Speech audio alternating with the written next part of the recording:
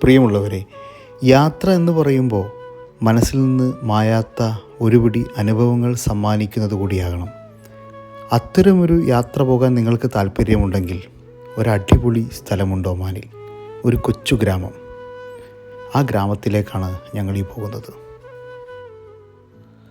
മസ്കറ്റിൽ നിന്ന് 150 കിലോമീറ്റർ മാറി തെക്ക് ബാത്തിന പ്രവിശ്യയിലെ നക്കൽ വിലായത്തിലെ സമുദ്രനിരപ്പിൽ നിന്ന് 2000 അടി മുകളിലായി സ്ഥിതി ചെയ്യുന്ന വളരെ മനോഹരമായ ഒരു ഗ്രാമം വക്കാൻ. മലകളാൽ ചുറ്റപ്പെട്ട സ്വപ്നഭൂമി. മലയിലൂടെ നിർമ്മിച്ച ഈ പാതയിലൂടെയുള്ള യാത്ര തന്നെ മനോഹരമായ അനുഭവവും അതുപോലെ തന്നെ അപകടം നിറഞ്ഞതുമാണ്. പാതയുടെ ഒരു വശം ചെങ്കുത്തായ കൊക്കയാണ്. ഒരു വാഹനത്തിന് പോകാനുള്ള വീതി മാത്രമാണ് വക്കാനിലേക്കുള്ള പാതയ്ക്കുള്ളൂ. വീതിയേറിയ സ്ഥലങ്ങളിൽ വാഹനമൊതുക്കി എതിരെ വരുന്ന വണ്ടികൾക്ക് വഴി കൊടുത്താണ് യാത്ര ചെയ്യാൻ പറ്റുകയുള്ളൂ.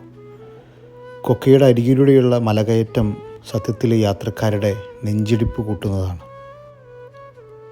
മലകളാൽ ചുറ്റപ്പെട്ട ഗ്രാമം ആയതിനാൽ തന്നെ ഇവിടെ ദിവസത്തിന് ദൈർഘ്യം കുറവാണ്. മലകൾ സൂര്യനെ മറക്കുന്നതിനാൽ ഉദയം കഴിഞ്ഞ് മണിക്കൂറുകൾ പിന്നിട്ടാൽ മാത്രമേ വക്കാനിൽ വെളിച്ചം വീഴുകയുള്ളൂ. വേനൽ ചൂടിൽ വലഞ്ഞെത്തുന്നവർക്ക് തിരികെ പോകാൻ തോന്നാത്തത്ര കുളിർമ നിറഞ്ഞതാണ് ഇവിടുത്തെ കാലാവസ്ഥ. ഒപ്പം വീശിയടിക്കുന്ന തണുത്ത കാറ്റുകൂടിയാകുമ്പോൾ യാത്രികരുടെ മനസ്സും ശരീരവും തണുക്കും. പച്ച പൊതിച്ചു നിൽക്കുന്ന താഴ്വാരങ്ങളും ഫലഭൂഷ്ടമായ കൃഷിഭൂമിയുമാണ് വക്കാനിലെ കാഴ്ചകളിൽ പ്രധാനം. റിയാമി ഗോത്രക്കാരുടെ പഴയകാല കുടിലുകളും തനിമ പോകാതെ ഇവിടെ സംരക്ഷിച്ചിരിക്കുന്നു.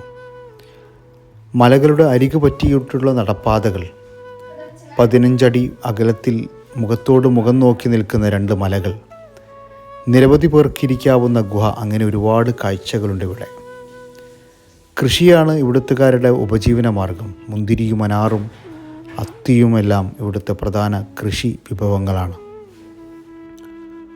മലമുകളിൽ നിന്നെത്തുന്ന ഉറവ് വെള്ളം ചാലുകീറി സംഭരിച്ചാണ് കൃഷിക്കും വീട്ടാവശ്യങ്ങൾക്കും ഉപയോഗിക്കുന്നത്.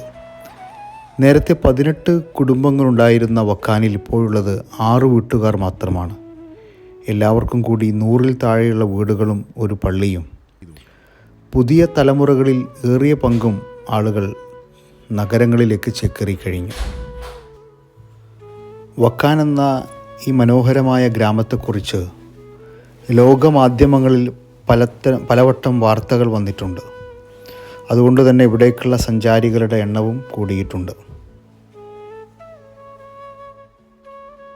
സഞ്ചാരികൾ എത്തുന്നതിൽ ഇവർക്ക് സന്തോഷം തന്നെയാണ്. പക്ഷേ കാർഷിക വിളകൾ അനുവാദമില്ലാതെ പറിച്ചു തിന്നുകയും പ്ലാസ്റ്റിക്കുകളും മറ്റും വലിച്ചെറിഞ്ഞ് ഗ്രാമം മലിനമാക്കുകയും ചെയ്യുന്ന യാത്രക്കാരോട് ഇവർ പരിഭവം കാണിക്കും. പ്രകൃതിയോട് ചേർന്ന് പ്രകൃതിയിലേക്കുള്ള യാത്രയാണ് സത്യത്തിൽ വക്കാൻ സമ്മാനിക്കുന്നത്. മലിനീകരിക്കപ്പെടാത്ത നല്ല വായു ശ്വസിച്ച്, നല്ല വെള്ളം കുടിച്ച്, നല്ല മണ്ണിൽ ചവിട്ടി നടക്കാം. അറബികളുടെ സംസ്കാരവും പഴമയും വിളിച്ചോതുന്ന വീടുകൾ അടുക്കി അടുക്കി വച്ചിരിക്കുന്നു. പഴമയുടെ സൗന്ദര്യം നമുക്കവിടെ വല്ലാതെ ആസ്വദിക്കാം. കൽപ്പടവുകൾ കയറി ക്ഷീണിക്കുമ്പോൾ വിശ്രമിക്കാൻ ചെറു ഇരിപ്പിടങ്ങൾ ഒരുക്കിയിരിക്കുന്നു. വെള്ളത്തിൻ്റെ ചെറുചാലുകൾ ഉണ്ടാക്കുന്ന ആ സംഗീതം കണ്ണടച്ചാസ്വദിക്കാം. മലയിൽ നിന്ന് വരുന്ന വെള്ളം ജലസംഭരണി അഥവാ ഫലജ് ഉപയോഗിച്ച് തോട്ടത്തിന് ഉപയോഗപ്പെടുത്തുകയാണിവർ. പകുതി കയറുമ്പോൾ ചെറിയ ഒരു നമസ്കാര മുറിയുണ്ട്. 700ഓളം പടവുകൾ കയറുമ്പോഴും അത്ര തന്നെ ഫ്രെയിമുകളാണ് നമ്മുടെ കണ്ണിനെ സന്തോഷിപ്പിക്കുന്നത്. അവസാനം ഗ്രാമമുഖ്യൻ്റെ മജ്ലിസിൽ നിന്ന് കാവയും മുന്തിരിയും ഈത്തപ്പഴവും അവിടെ തയ്യാറാക്കി വെച്ചിട്ടുണ്ട്. ഒമാനികളുടെ ആതിഥ്യ മര്യാദയുടെയും അധ്വാനത്തിൻ്റെയും സംസ്കാരത്തിൻ്റെയും ഒട്ടനവധി കഥകളാണ് വക്കാൻ നമ്മളോട് പറഞ്ഞു തരുന്നത്. സത്യത്തിൽ ഇവിടെ പോകേണ്ട സമയം ജനുവരി ഫെബ്രുവരി മാസങ്ങളിലാണ്. അതായത് ആപ്രിക്കോട് പൂക്കുന്ന സമയം ഏറ്റവും മനോഹരമായ കാഴ്ച കാണാൻ പറ്റിയതാണ്. പക്ഷെ ഞങ്ങൾ അത് കഴിഞ്ഞിട്ടാണ് അവിടെ എത്തിയത്. അതുകൊണ്ട് തന്നെ ആപ്രിക്കോട് പൂത്ത ആ കാഴ്ചകൾ നമുക്ക് കാണാൻ കഴിഞ്ഞിട്ടില്ല. ഇനിയുള്ള സമയം തീർച്ചയായിട്ടും ആ ഒരു സമയത്തേക്ക് ഞങ്ങൾ വീണ്ടും യാത്ര ചെയ്യാൻ ഉദ്ദേശിക്കുന്നു. ഞങ്ങൾ ഏപ്രിൽ ആദ്യ വാരത്തിലാണ് എത്തുന്നത്. അതുകൊണ്ട് തന്നെ ആപ്രിക്കോട് പൂക്കളൊക്കെ കൊഴിഞ്ഞ് അതിൻ്റെ കായ്കൾ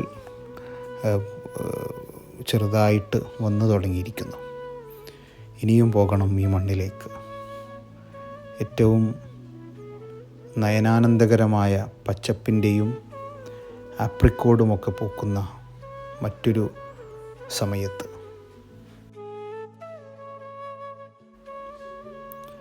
ജീവിതത്തിലെ മറക്കാനാവാത്ത ഒരു ദിവസം സ്വന്തമാക്കാൻ പോകാം നമുക്കും മക്കാനിലേക്ക്.